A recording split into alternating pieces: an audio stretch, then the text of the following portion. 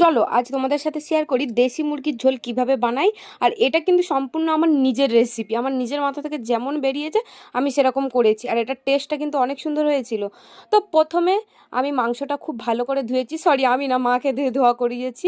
আর তারপরে ওর মধ্যে আদা বাটা, রসুন বাটা আর রেগুলার মশলা, নুন, হলুদ গুঁড়ো, লঙ্কা গুঁড়ো, আর তার সাথে দিয়েছিলাম টক দই, একটু সর্ষের তেল আর জিরে গুঁড়ো, ধনে গুঁড়ো দিয়ে খুব ভালো করে আধ ঘন্টার মতো ম্যারিনেট করে রেখে দিয়েছিলাম।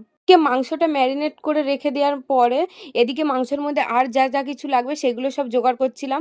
প্রথমে যেরকম আলুটা খুব ভালো করে ভেজে নিয়েছি, আর ওদিকে যা মশলা লাগবে মাংসে সেটা করে নিয়েছি। আর আধ ঘন্টা পর কড়াইয়ের মধ্যে তেল দিয়ে তার মধ্যে গোটা গরম মশলা, দুটো তেজপাতা দিয়ে কুচু কুচু করে কেটে রাখা পেঁয়াজ দিয়ে ভালো করে নেড়ে চেড়ে পেঁয়াজটা যখন লাল লাল করে ভাজা হয়ে যাবে তার মধ্যে দিয়ে দিয়েছিলাম আর্ধেক টমেটো। যেহেতু টক দই দিয়েছি ওই জন্য হাফ টমেটো দিয়েছি, বেশি দিইনি।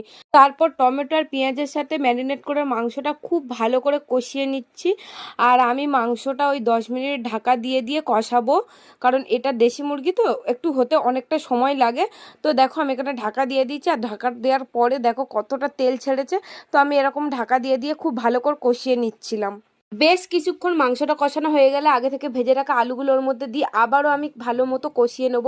আর আমি মোটামুটি এই মাংসটা 45 মিনিট ধরে কষিয়েছি, যেহেতু দেশি মুরগি একটু সিদ্ধ হতে সময় লাগে। তারপর স্বাদের ব্যালেন্সের জন্য ওপর থেকে দিয়ে দিয়েছিলাম অল্প একটু চিনি। আর এখানে কতটা পরিমাণ তেল ছেড়েছে আর কালারটা কেমন চেঞ্জ হয়ে গেছে তোমরাই জাস্ট দেখো। তো আমার কষানো এখানে ডান। এবার আমি প্রেসার কুকারে মাংসটা সিটি দিয়ে নেব।